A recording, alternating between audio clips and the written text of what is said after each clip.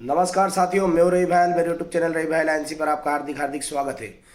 नकुलनाथ जी के नामांकन में उमड़ा जन सैलाब, कमलनाथ जी की जनसभा का लाइव वीडियो आप देख सकते हैं। आशीर्वाद है काली कमलनाथ जी।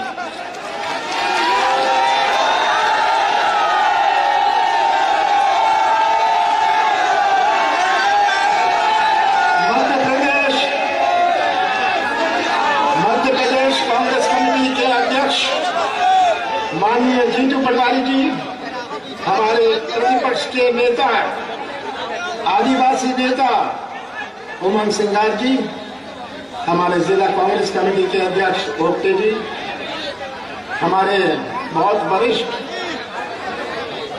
पूर्व अध्यक्ष गंगा तिवारी जी। ये जीतू पटवारी जी आप जानते नहीं हैं, 26 साल गंगा तिवारी जिला कांग्रेस कमेटी के अध्यक्ष थे।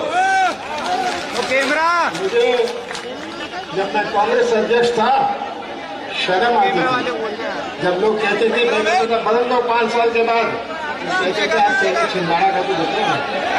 26 साल से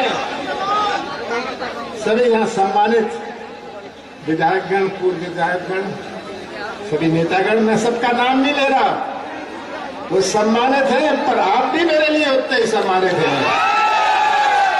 आपको होली की, आपकी होली की बहुत बहुत शुभकामनाएं। ज्यादा लंबा नहीं बोलूंगा, मैं जानता हूं 4 घंटे 4.5 घंटे से आप सड़क पर हैं, तो कोई लंबा आपसे बात करनी नहीं। यहां आपका आज पिछले 3-4 घंटे में आपका उत्साह देख के, आपका जोश देख के मेरा खून 2 किलोग्राम बढ़ गया। और यहाँ के आज पुराने चेहरे, बहुत सारे पुराने चेहरे 40 साल से 45 साल से, उनको भी देखा, दूर से देखा, ये मत चोटिका नहीं देखा, दूर से देखा। उनको दूर से देख के मुझे अपनी जवानी भी याद आ गई। उनकी जवानी से तो मैं देख रहा था, और आज मुझे अपनी जवानी याद आ गई। मुझे याद है अभी जीतू पटवारी जी छिंदवाड़ा की बात कर रहे थे, जब मैं भोपाल में कहता था 45 साल पहले कि मैं छिंदवाड़ा का हूं, मेरी तरफ देखते थे लोग कि कौन सा छिंदवाड़ा, किधर है ये छिंदवाड़ा। कई कहते थे वो नागपुर वाला छिंदवाड़ा। छिंदवाड़ा का नाम लोग पहचानते थे। नक्शे में एक छोटी सी बिंदी हुआ करती थी छिंदवाड़ा, और आज छिंदवाड़ा की जो पहचान है केवल मध्य प्रदेश में नहीं, पूरे देश में आप जहां भी जाएं छाती ठोक कर कह सकते हैं हम छिंदवाड़ा से आए हैं। सही बात है। मैंने तो अपनी जवानी समर्पित कर दी, मैंने अपनी जवानी समर्पित कर दी, अपने परिवार की ओर नहीं देखा, अपने स्वास्थ्य की ओर नहीं देखा कि छिंदवाड़ा की पहचान है। ये ऐसा जिला था 45 साल 44 साल पहले, 2000 गांव का जिला, जहां केवल 480 गांव में बिजली थी। ये ऐसा जिला था जहां परासिया में किसी ने, बड़ी रेल लाइन तो थी नहीं छिंदवाड़ा में, पर परासिया तक जहां थी उन्होंने केवल मालगाड़ी के अलावा कुछ देखा नहीं था, वो भी एक छिंदवाड़ा था। आपको इन बच्चों ने वो पतालकोट नहीं देखा, जहां हम 2-3 घंटे पैदल जाते थे नीचे। वहां के लोगों को दुनिया से कोई संबंध नहीं था, केवल नमक के लिए आते थे और सीमित कपड़े पहनते थे। जंगली आम की गुठली को सुखा के अपना आटा बना लेते थे। जो सीमित कपड़े पहनते थे, जहां सड़क नहीं थी, वहां के आज बच्चे जीन और टी-शर्ट में घूमते हैं, और वहां स्कूल है, स्वास्थ्य सुविधा है, वो भी एक छिंदवाड़ा था। यहां से ये सौसर वाले मैं देख रहा हूं, सौसर एक बस्ती हुआ करती थी। बोरगांव कब आया, बोरगांव कब गया, किसी को पता नहीं था। सही बात है। यहां से नरसिंहपुर जाओ, हर्रई कब आया, हर्रई कब गया, पता नहीं चलता था। सही बात है। आप ही सबसे बड़े मेरे गवाह हैं, आप ही सबसे बड़े मेरे गवाह हैं।